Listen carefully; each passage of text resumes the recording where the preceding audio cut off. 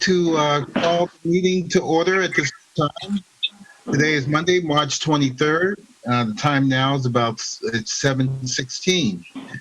And I'd like to have everyone please stand for the pledge to the flag, please. Yes, sir. Okay, I pledge allegiance to the flag. To the flag of the United States of the United States of America and to the republic for which it stands, and one nation, one nation, a God, indivisible, with liberty and justice for all. Thank you. Right. So I'd like to welcome everyone. Given the current pandemic that we're experiencing, we're decided to try this method out, and looks like we'll be using this method for some time, and it's great. So I'd like to thank staff for putting this together and everyone for being here today. All right. May I have a roll call? Stephen, are you going to do the roll call? We do. Oh, I'm here. Yeah. Oh, go she's ahead. here. Annette is here. Yeah. Oh, okay, Yeah, great. I'm here. I'm sorry. I'm looking at the participant list and I didn't see. But anyway, good. Sure. Madam City Clerk, would you call the roll, please? Thank you. Ms. DiGiovanni, Present. Ms. Manalo, Present. Dr. Rod, Present. Mr. Buenaventura, Present. Mr. Sylvester. Present. All right. Thank you very much. The next item on the agenda is approval of the minutes of the special meeting on December 9th, 2019, and the regular meeting of December 9th, 2019. Is there a motion? Motion to approve the minutes from the two meetings. All right. We have a first. Is there a second? Second.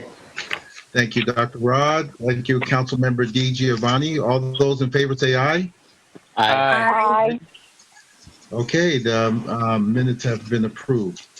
The next, I'll entertain a motion to, let's see, approve the minutes, approval of the agenda, consent agenda.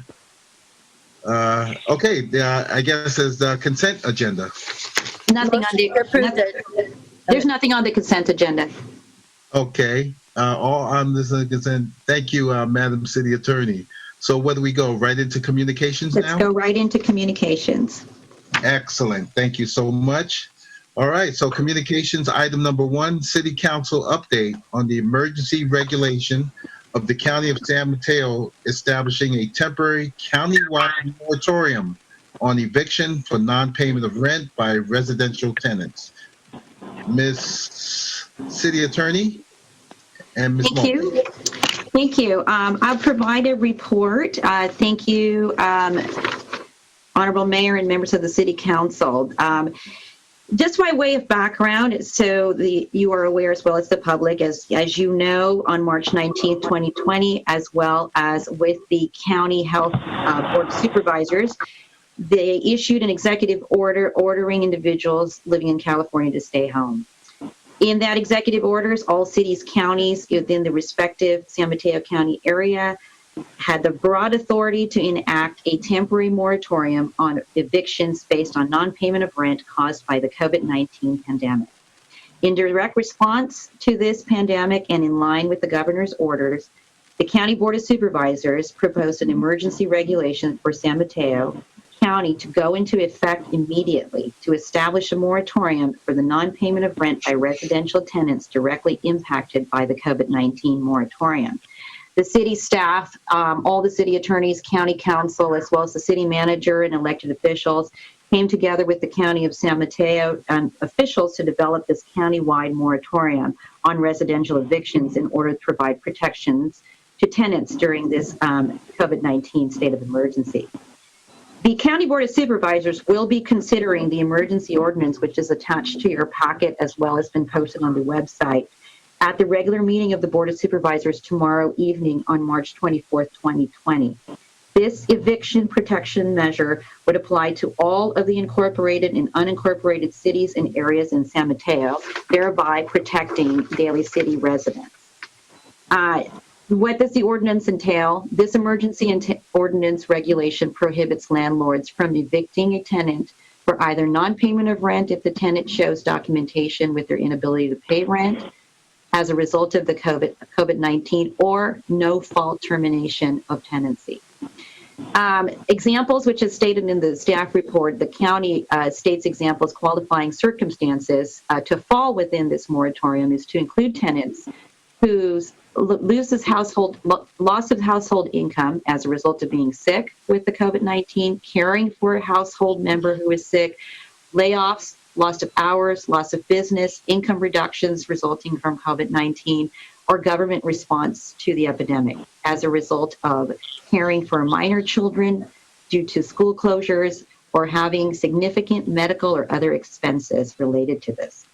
Under this proposed regulations, landlords are prohibited from proceeding with eviction proceedings once the emergency regulations are adopted. The proposed regulations would not only relieve tenants of unpaid liability, and the landlord would be able to seek payment outstanding after the termination of the state of emergency. Violations of this regulation is punishable as a misdemeanor, as well as provides a private action for the tenants to defend on any legal relief in the event that the landlord would proceed with evictions. That is the state of the ordinance. Other reports as it relates to this, it's to update the council. The San Mateo County has suspended Superior Courts in all court actions involving evictions, which means no evictions can take place during this period of this state of emergency. And also the county sheriff's office will not be enforcing any eviction-related actions. There has also been some discussions and concerns about foreclosures. On March 18, 2020, the U.S. Department of Housing and Urban Development, HUD, authorized the Federal Housing Administration to implement an immediate foreclosure and eviction moratorium on single-family homeowners. In addition, also the FHFA has directed Fannie Mae and Freddie Mac to suspend all evictions and foreclosures as it relates to this pandemic that we're in currently. That is the state of the moratorium. I am available to answer any questions that the council may have at this time.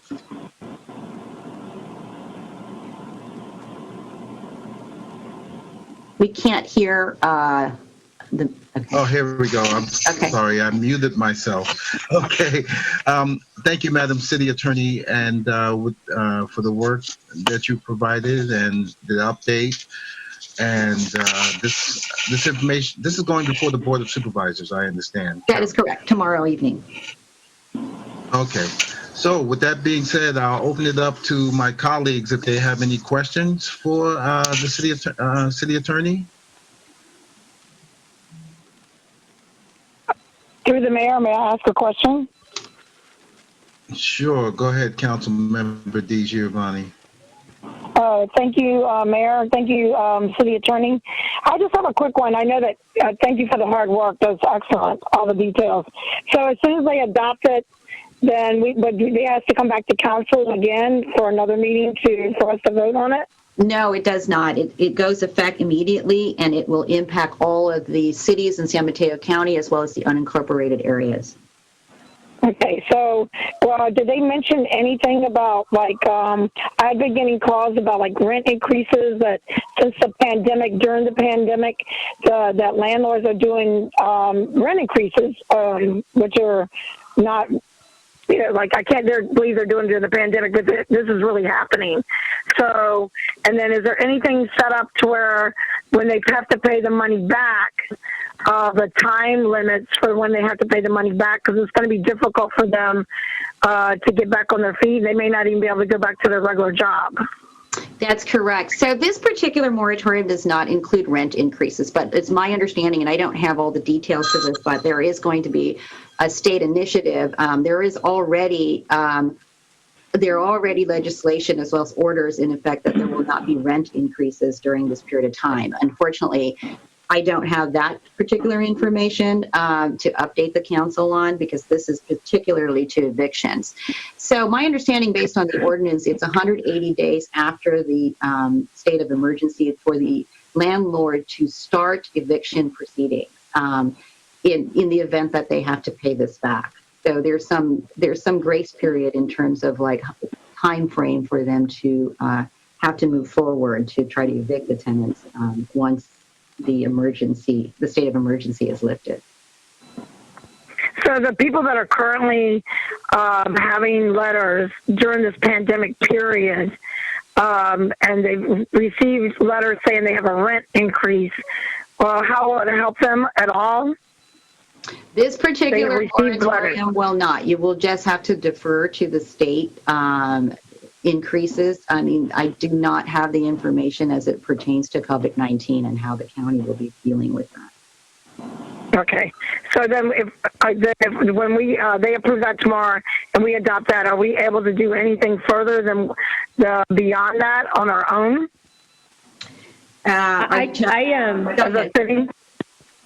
Rose, did you want me to chime in on that? Yes, please. Yeah, sorry. Okay. Go ahead. So there's a couple of things, and certainly this is for you to digest tonight, and we can decide whether or not we want to have a special meeting before our next meeting in April. We're certainly willing to do that and able to do that.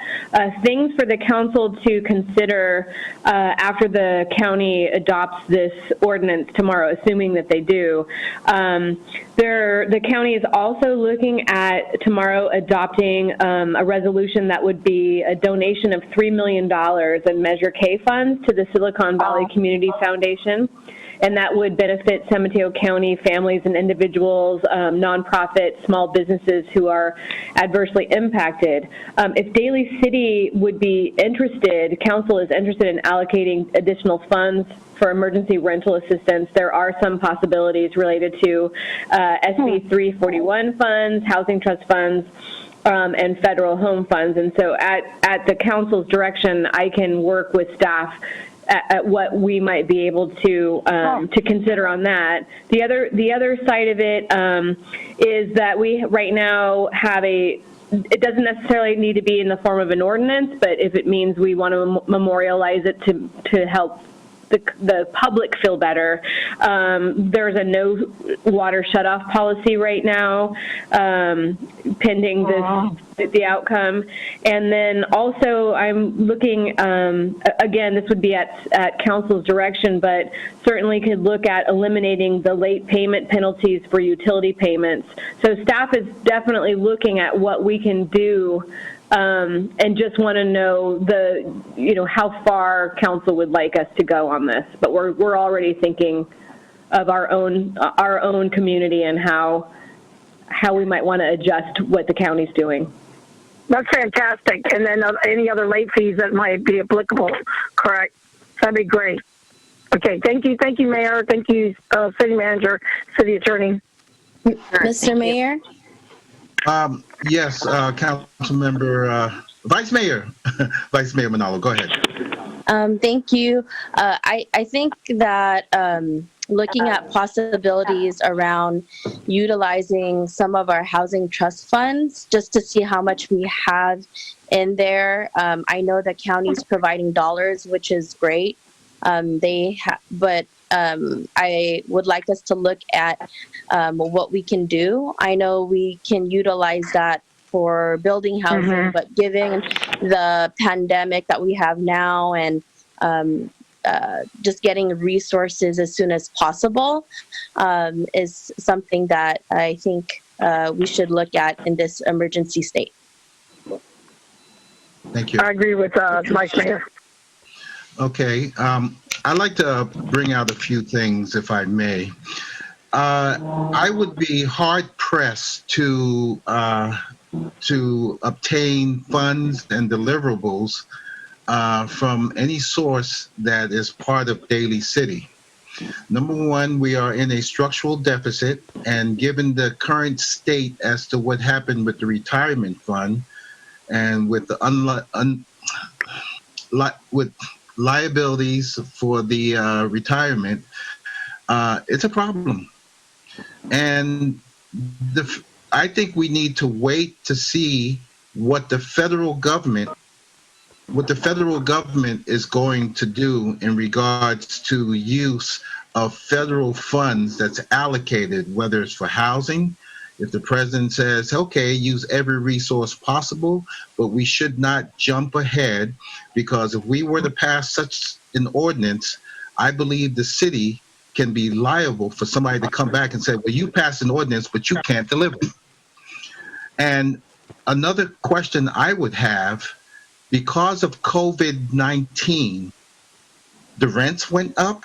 I would need more further information as to if this is normal course of business. If rents normally goes up in, say, the month every year in the month of, say, February, whether it's the COVID-19 or any other pandemic, if this is a normal course of business in raising the rents at this period, why should COVID-19 be used as an excuse to offset the increase in rents? So, those questions I am going to ask before I approve our city getting into, per se, a liability in having the deliverables and cannot deliver. Mr. Mayor, may I comment on something earlier that was mentioned about, I think, was it rent increases or so? The state did pass rent control measure that already went into existence in January of 2020. So yes. that's for clarification. That was just a percentage. Absolutely, and I agree. So if the landlord can raise it up to a certain percentage, okay. We talked about this before, and if landlord is within his or her right to raise it, and as long as they comply with the law, I feel that because of COVID-19 should not basically put aside the fact that the landlord cannot raise it, because we're all in this together. The landlords, they too have mortgages to pay, so it affects us all. So if you give money to one particular aspect of the community, basically the renters, what kind of relief is there for the landlords also? Right. Yeah. Yes, and Mayor, that's why we went through AB 1483 and how all of that, with ensuring that there aren't such only incremental, but not in a very large way, where we've heard from our community that people are raising rents over $1,000 or more, or $2,000, and so that is, we have that in place. That cannot happen. I agree. I firmly agree with you. That's what we call gouging, and so this bill that went through is to prevent gouging, and it's only a minor percentage. It can go up. So if somebody's rent is going up, say 5%, and it's within the parameters of the bill that was passed, why should COVID-19 be used as an excuse to say, oh, well, you can't raise the rent this year? I don't know. It's just for conversation, and I'm going to have a problem with that. Mr. Mayor, may I make a short comment, please? Councilmember DJ. Mine is that during this pandemic, people are now currently unemployed, like the rug has been pulled out. I understand and appreciate the 1482, and it is a minimum of a rent increase. But now the people are so stressed out. For instance, one woman that is cleaning houses is no longer and supporting her disabled husband, who was in a car accident. I have documentation, and now she's no longer cleaning houses, and she doesn't know when she's going to be able to clean those houses again. And so to me, it's the pandemic that we may want to think about. I understand that it'll be a minimum that they may increase it, but at the same time, these are unprecedented times, and they have zero income, zero at this time. And trying to worry about groceries at the same time. So that's all. I'm just going to put it on the table. I guess we can do it in further discussion, but I appreciate you allowing me to speak. Thank you very much at this time. Thank you, Councilmember DiGiovanni. Of course, we can put this aside for later, but hopefully the person you speak of is aware of the various resources that are available, especially throughout the state. If their hours have been reduced or they're not working at all, hopefully they can utilize some of those resources. And I'm sure there's more coming through. I think we just have to give it some time. Yeah, it's only $400 a week unemployment. Yeah, thank you. Is there any other comments from my colleagues?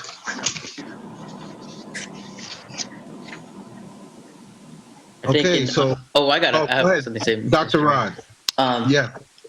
I think we should consider this. I think regardless if this is the tradition or the flow of business, these are moral issues that we have to consider, considering the pandemic issue. And I know everybody's gonna get hit hard. It's just a matter of who gets hit first, right? This kind of reminds me of like a Titanic metaphor, that those that are closest to the bottom are going to get affected first, and it'll seek its way up.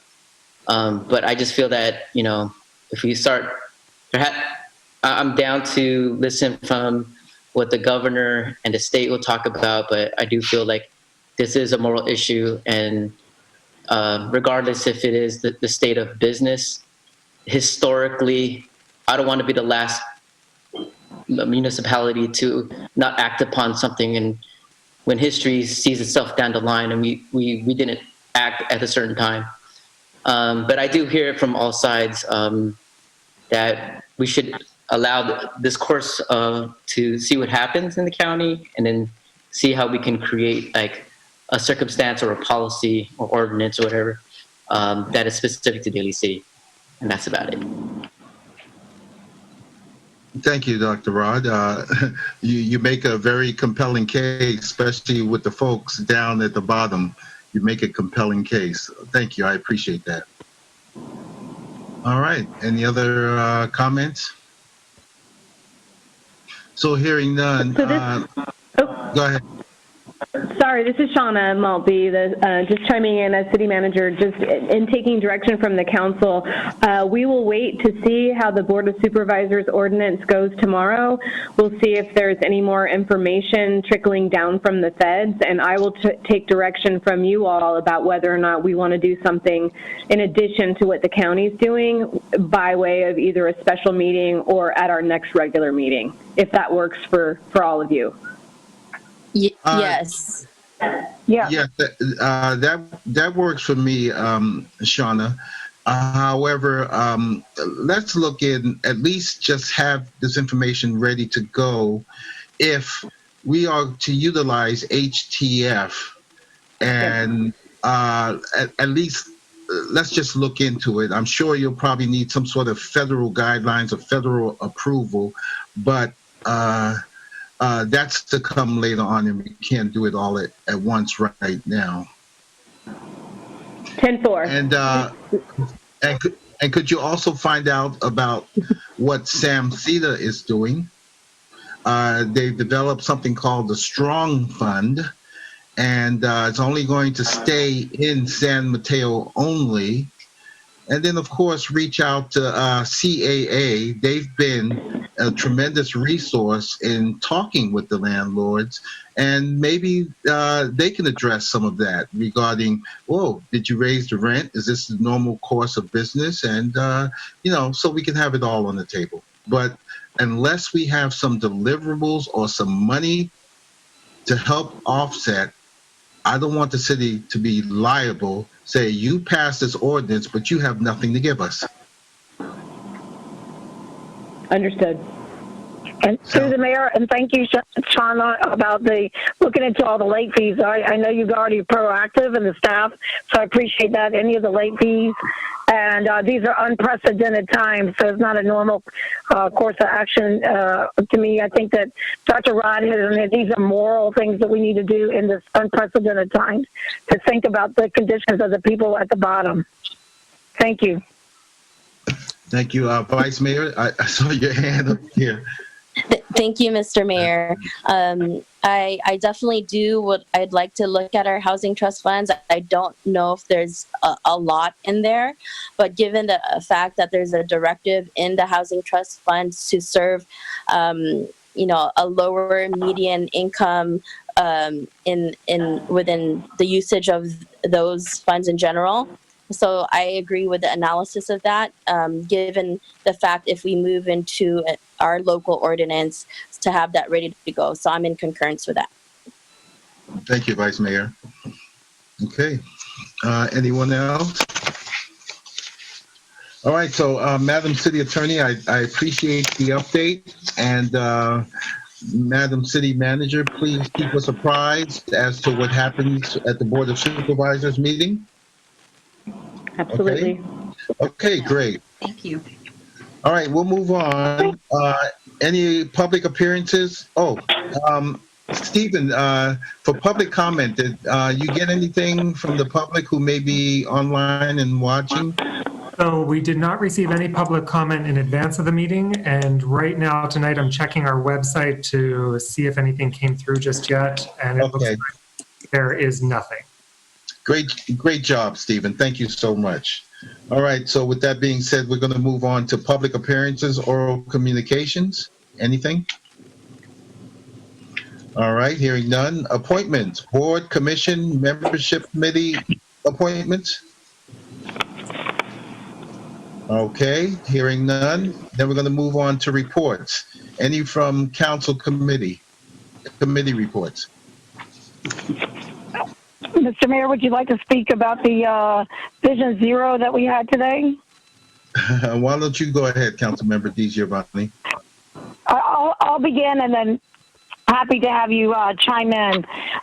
There was a webinar with our Vision Zero that we would be the first in the San Mateo County, as most people know, and our mayor also is a part of this, and our engineering staff, public works, and several different parties. And I have to say that they gave a great presentation and that they were talking about the different principles without going into too many details due to the pandemic, which is really foremost. They didn't want to delay this and keep it going, so a lot of us were on the call and appreciate everything. And that the number one thing would be they would get a pledge from our council. Would be the in order to do that, they would before they chose a Vision Zero coordinator, and because they were asking which comes first. And like priorities, low-hanging fruit, what would be the lowest in cost? And from my understanding on the call, whether the mayor would like to chime in, is that we already have begun and a little ahead of that schedule. It's pretty impressive that the staff has been working on this so hard, and the department heads. And they were saying that they would take the traffic safety committee and implement the Vision Zero possibly and make it like the Vision Zero task force as a part of that and implement everything under that together. So I thought that was very interesting and it had great ideas and we're rolling forward. Mr. Mayor, would you like to continue that? And it was Kevin, just so people know, and Dana that were leading the meeting today. Thank you, Councilmember DiGiovanni. I have to concur with everything that you said. I'm kind of excited to see that this come into fruition. Yeah. I'd like to thank the staff of Public Works and Engineering, as you made mention, because this was not an easy task. When I saw the report and short-term and long-term, I mean, and again, Councilmember DiGiovanni said we started it already. They talked about slurry seal, how Daly maintains its roads. You remember we got calls, people were calling, what's those green squares on the ground? Well, wait a minute, that's bicycle lanes. And there's a lot more coming. We have to think about funding some of these through the Capital Improvement Fund, and also maybe police for law enforcement and getting involved for pedestrian safety, enforcing traffic. I mean, it's just so much. So I can't wait. I'm excited. Thank you, Councilmember DiGiovanni, for reminding me. Me as well, Mr. Mayor. I have to concur. Thank you. Okay. Any other council committee? Okay, none. How about city council? City council reports? Mr. Mayor, Yes. I just want to talk about one issue, of course, related with the tragic pandemic that we are in, but more on a local level. And I know the city manager has talked about how they're working to see if seniors need food, but a concern of safety and also just having adequate food for the seniors. I know that there's seniors out there that are independent, but they cannot leave their homes and may not have family. And so that's the issue that I'm more concerned with. Those individuals that may not have a safety net around them.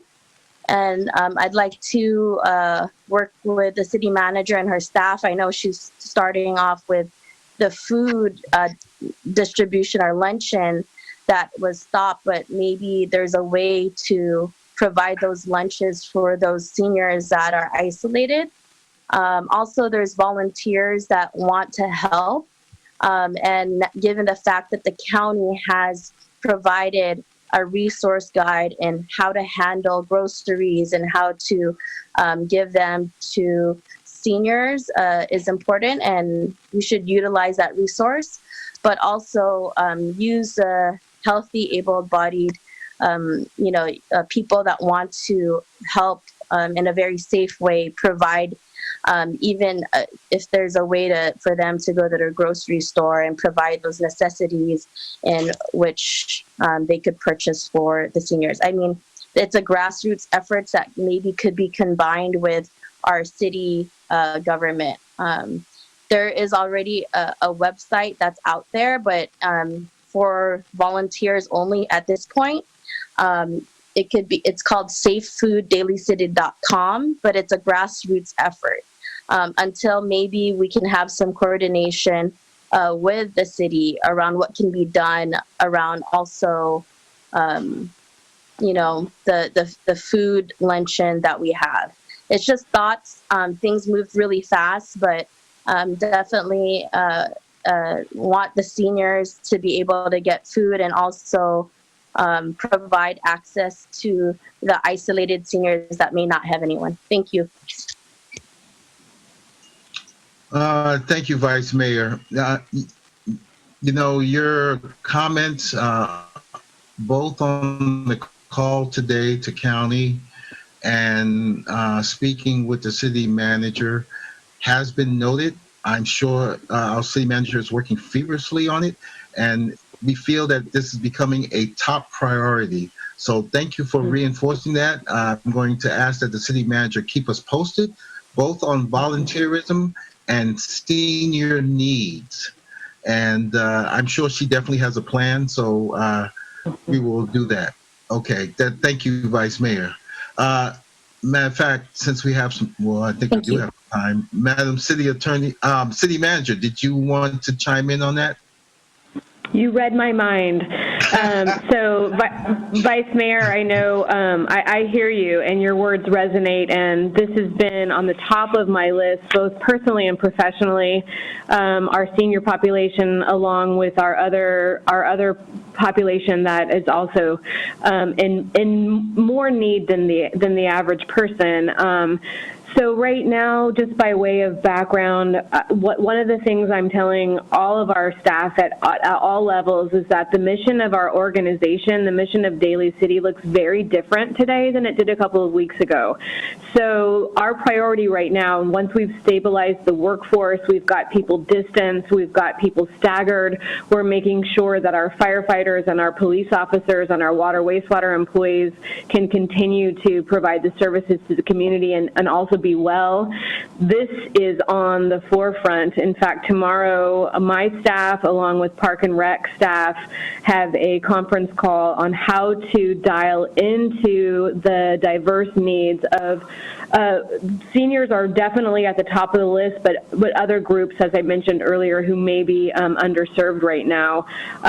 We are are the biggest city in San Mateo County, which is overwhelming, but also a good thing. It means that we have a bigger population to serve, but it also means that we have more people who are able to serve for us. So it's definitely something we're working on. And, you know, right now there was a lot of, I think, possibly misinformation about some of our food distribution programs in Daly City. We're going to do better in that regard as far as publishing information that makes more sense for our community. And I am relying on you, each of you council members as ambassadors, to just lay it on us. What do we need to do? Tell us, you know, we're going to do our own intake, our own assessment, our own surveys, but to the extent that you have information out there, please bring it to us, and we want to address that as soon as we can. Mr. Mayor, may I say something? Sorry, I apologize. Yeah, go ahead. Go ahead, council member. Yeah, I want to just, in addition to that, because we know that the National Guard is coming to help with our food distribution, perhaps maybe connecting with them and making sure, because we know that the backgrounds of people, we want to make sure that no one gets taken advantage of when they're delivering to our population, or making sure their backgrounds, or if they're asymptomatic, they can still carry the virus. But I know that most of you guys know Father Leonard. He'll probably be offering, I don't know how it's going to work, parts of his kitchen that's part of his church. So maybe that could be part of it as well.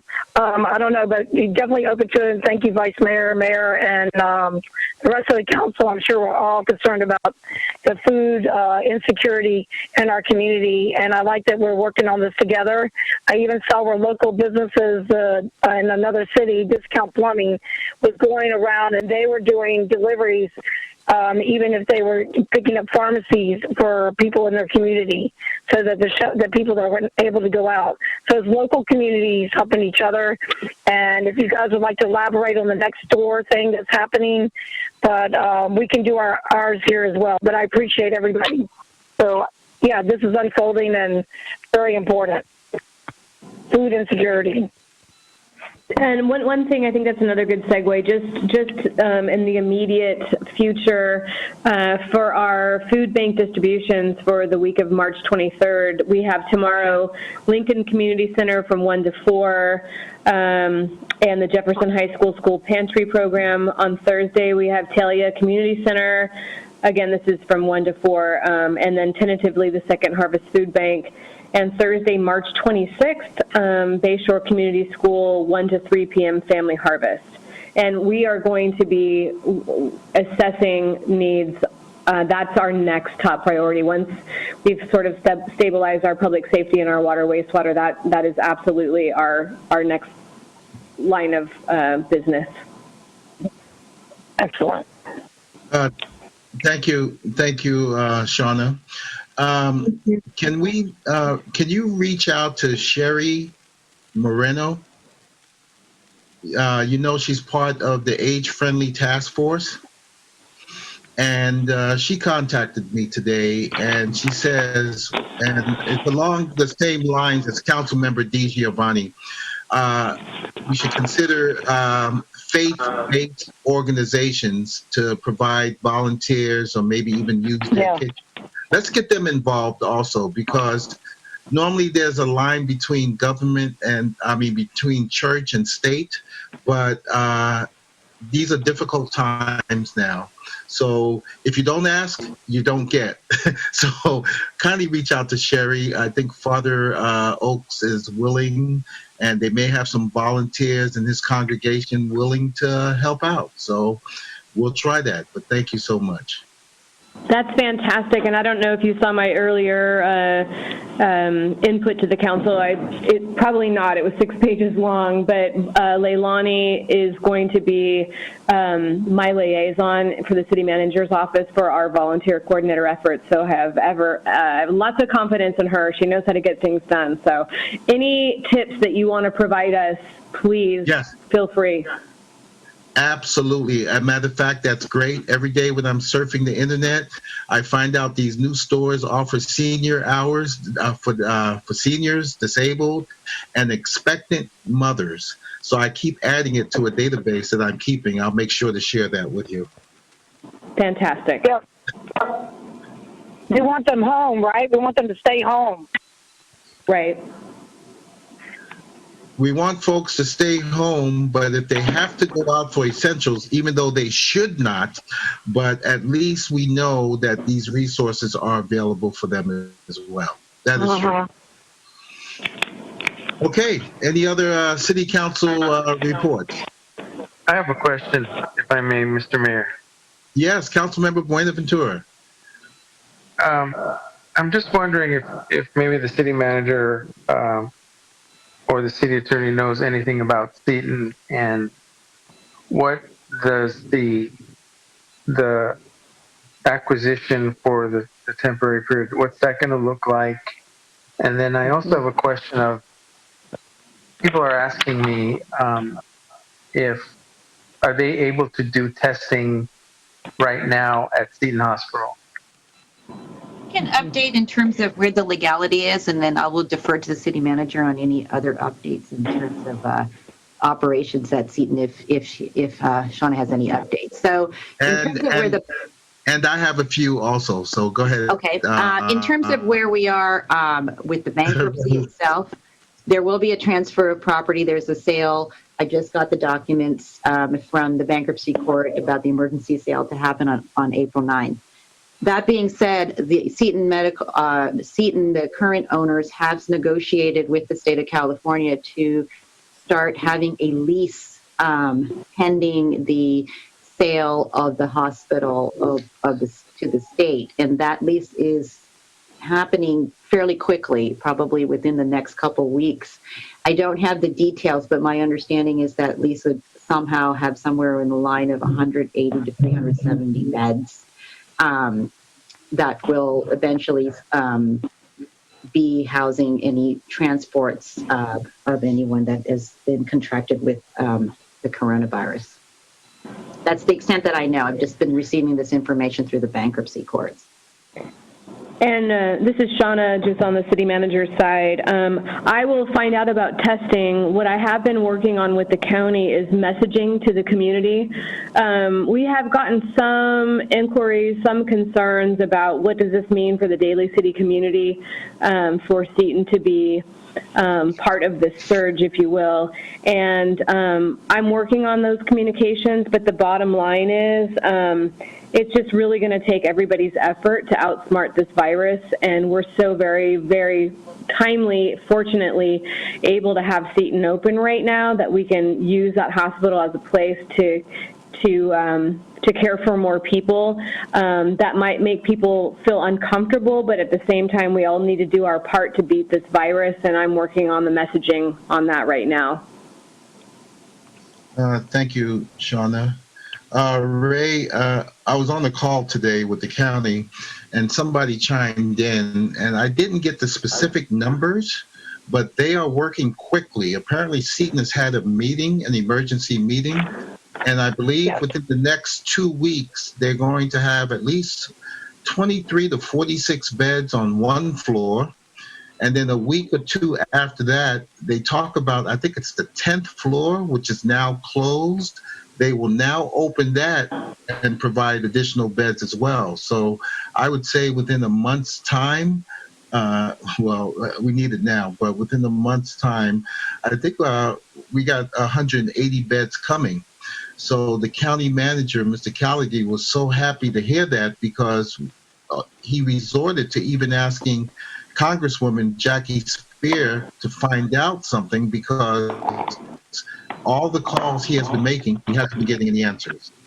And as for testing, apparently Verily, who's doing the testing right now, they're backlogged by about 10,000 tests. And finally, they're hoping to get that taken care of so that you can get test results in 24 hours. But to answer your question about Seton doing the testing, I haven't heard anything at this time for testing. Mr. Mayor, may I add to that? Sure. I was contacted, and there have been a couple people in our community that did end up going there, and they were tested, but they had symptoms at first. They had the symptoms, and they did not have a primary physician. So at that time, and they were in the high-risk group. So that's how they ended up getting tested at Seton, only because of that, because it was suggested that if you have a primary physician, obviously you call them first, and then you get the referral to go get tested only if you have the symptoms. If you don't have a primary physician, and then one of the people that called me, they go on the San Mateo County site, and they'll see the coronavirus testing, and they'll take them to the Verily site, and then they'll give them an appointment and a time and a location to go to, because we had some Daly City residents that actually did that this weekend as well. Thirdly, that was Ann Keegren on the call, and you may want to city manager with David's office. She's the one that had all the information, I believe all the numbers, and you're right, Mr. Mayor, there were a lot of numbers going quickly, so I didn't write them down as well, and I think she has the details on Seton. I think, yeah, because they got to move quickly, and then the N95 mask are in desperate need, and the nurses over there are using yellow masks, so we need to get them what they need, not just regular N95s. So I appreciate that. Thank you. Yeah. Thank you. We will follow up with the Supervisor Canepa's office. Yeah, and Keegren.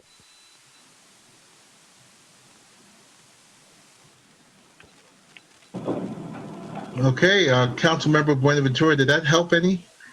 Yes, thank you. All right, great.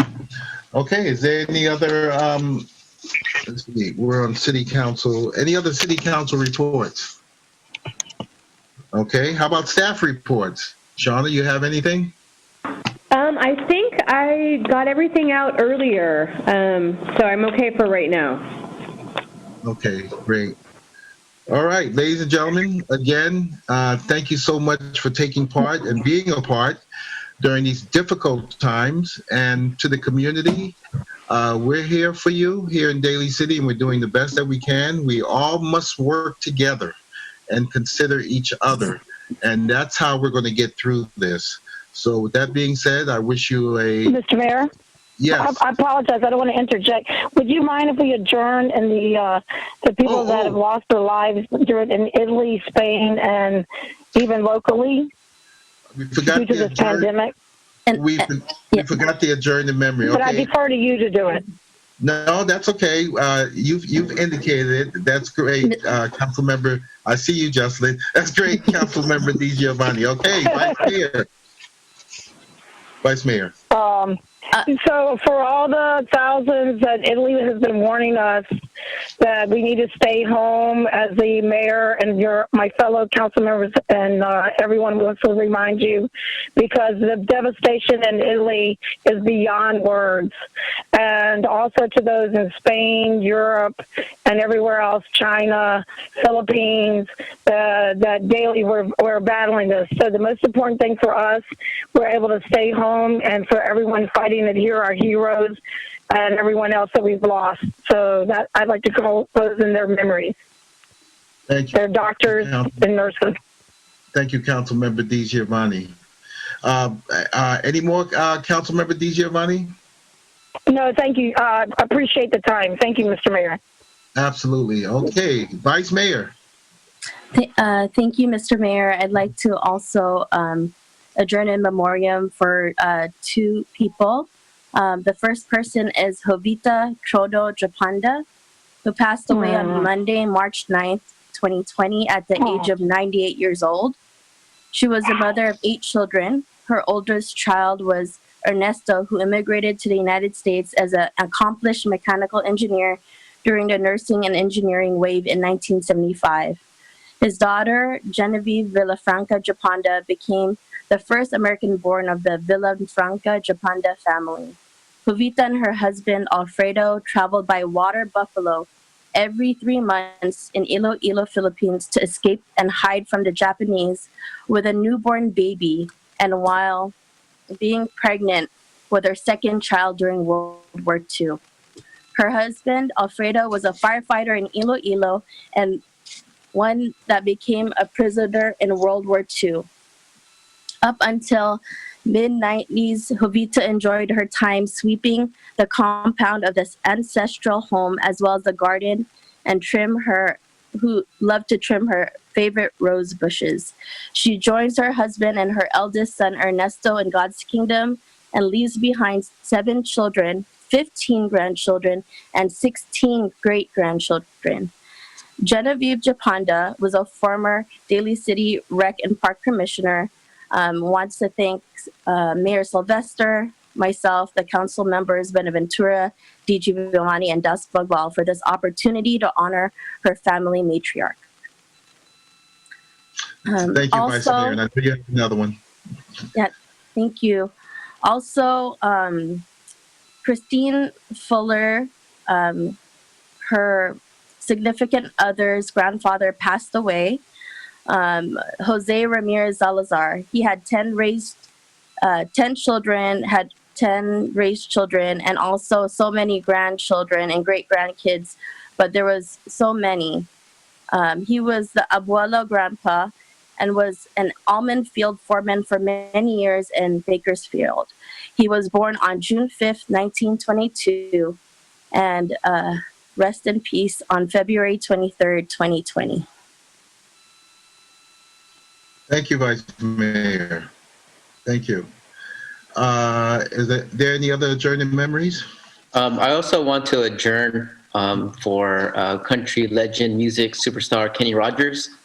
Oh, He passed away, I believe, a couple of days ago from natural causes. His music has been music that I grew up with, karaoke parties. So I want to close in his memory as well. thank you, Dr. Rod. Okay, is there any other adjourning memories? All right, hearing none, what I would like to do is pause for a moment of silence, please.